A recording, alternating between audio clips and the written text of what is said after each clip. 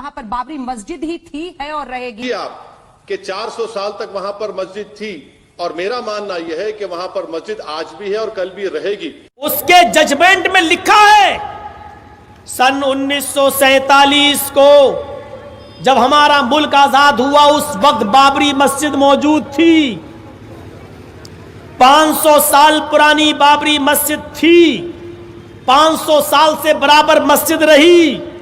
1947 में मस्जिद थी, 1949 तक उस मस्जिद में नमाज पढ़ी जाती थी।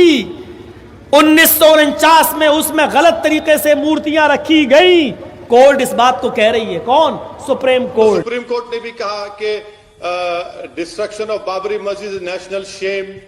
सुप्रीम कोर्ट ने यह भी कहा कि उसमें मूर्तियां रखना उस मस्जिद के सैक्रिलेज को खराब करने के बराबर है।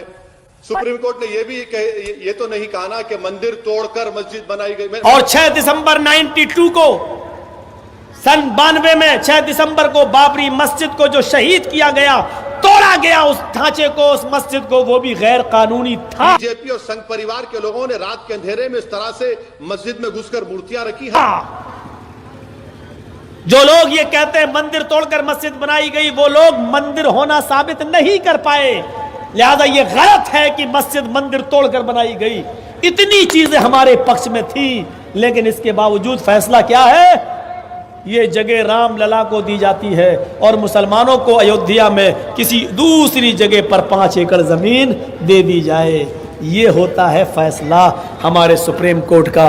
और फिर भी हमने अमन और शांति को बहाल रखने के लिए ये कह दिया कि सुप्रीम कोर्ट का फैसला हमें मंजूर है। हमसे ज्यादा अमन वाला लेके आओ, हमसे ज्यादा शांति वाला लेके आओ। अगर सुप्रीम कोर्ट का फैसला हिंदुओं के हक में मुसलमानों के हक में चला जाता तो दिल्ली से बड़ा झगड़ा होता, दिल्ली से बड़ी लड़ाइयां होती, दिल्ली से बड़ी गुंडागर्दी होती। मेरे भाइयों, इतना कलेजा नहीं है हमारे भाइयों के पास कि इतना बड़ा फैसला अपने खिलाफ सुन लेते हो। हमने हमेशा इस देश में अमन चाहा, इसलिए सब कुछ हमने अमन की खातिर कुर्बान कर दिया, बर्दाश्त कर लिया। धारा 370 कश्मीर से हटाई गई, हमने बर्दाश्त किया, कोई बात नहीं, अमन चाहते थे। ट्रिपल तलाक का मसला हमने ये नहीं देखा कि मेरे फेवर में क्या, तुम्हारे फेवर में क्या, पूरी मुस्लिम कम्युनिटी से जोड़ा। लेकिन वो भी आपने सुप्रीम कोर्ट से अपने आपका फैसला तो चला गया बीजेपी गवर्नमेंट के हक में, हम उस पर भी खामोश रहे। क्या क्या आप हमारा इम्तिहान लोगे? हमने इस देश में हमेशा अमन और सुकून चाहा, हमेशा अमन और सुकून। मैं पूरे देश से कहूंगा, आप क्यों मुझे खाली अपने कौम से कहने के लिए कह रहे हैं? मैं तो पूरे देश से कहूंगा कि उस जगह पर मस्जिद थी। उस 22 दिसंबर 49 की रात में चोरों की तरह उसमें मूर्तियों को रखा गया। उसको उस वक्त के कलेक्टर डीएम ने गलती की, पूजा की शुरुआत कर दी लॉक डालकर, ताले खोले गए बगैर मुसलमानों को नोटिस दिए और सुप्रीम कोर्ट को वादा करने के बावजूद भी सुप्रीम कोर्ट की इजाजत पर शिलान्यास हुआ और 6 दिसंबर को बाबरी मस्जिद को शहीद कर दिया गया। हम यही कहेंगे कि वहां पर हमारी मस्जिद थी, वहां पर हमारी मस्जिद रहेगी। आज आप जो जगह पर काम करने जा रहे हैं, वहां पर 500 साल तक मस्जिद थी, वहां पर हमने हय्या अलस सलाह और हय्या अलल फलाह की सदाएं दी। ये हम बोलते रहेंगे। मैं मर भी जाऊंगा तो मैं वसीयत करके जाऊंगा कि ये याद दिलाते रहो देश के तमाम लोगों को कि वहां पर मस्जिद थी और 6 दिसंबर 1992 को उस मस्जिद को शहीद कर दिया गया। कहीं और दे मुसलमानों को। यह देश की सर्वोच्च अदालत ने कहा कि 1992 में जो हुआ वो एक आपराधिक घटना थी। ये सब सर्वोच्च अदालत कर रहा है। अब देश तो सर्वोच्च अदालत के फैसलों से ही चलेगा ना वैसी जी।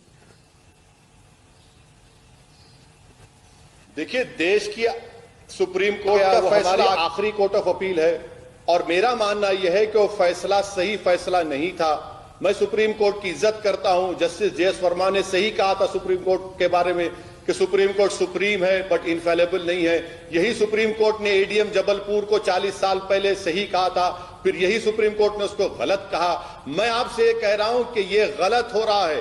क्या सुप्रीम कोर्ट फैसला आने के बाद भी प्रधानमंत्री का ये नहीं जानते कि बाबरी मस्जिद में पालनपुर का रेजोल्यूशन बीजेपी ने पास किया? क्या प्रधानमंत्री नहीं जानते कि अडवाणी की रथ यात्रा निकली थी?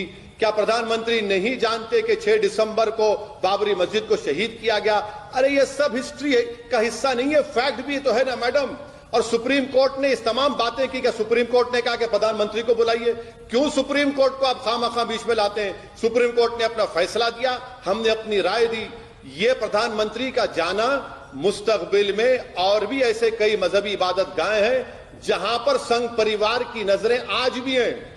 इसीलिए बार बार उनका नारा यही था कि बाबरी एक झांकी है और भी कई बाकी है। ये होगा। सुप्रीम कोर्ट में अभी एक अर्जी दाखिल हो चुकी है, सुप्रीम कोर्ट ने उसका भी नोटिस नहीं लिया। वो कहते हैं कि 1991 religious place of worship act को खत्म किया जाए। ये क्यों हो रहा है फिर? यही तो हम कह रहे हैं कि इससे देश को जोड़ने की बात नहीं कर रहे प्रधानमंत्री। प्रधानमंत्री एक कॉन्करर के रोड पे जा रहे हैं। प्रधानमंत्री अपना मेजॉरिटेरियन पॉलिटिक्स को देश पर थोप अपने ही रहे हैं। देश में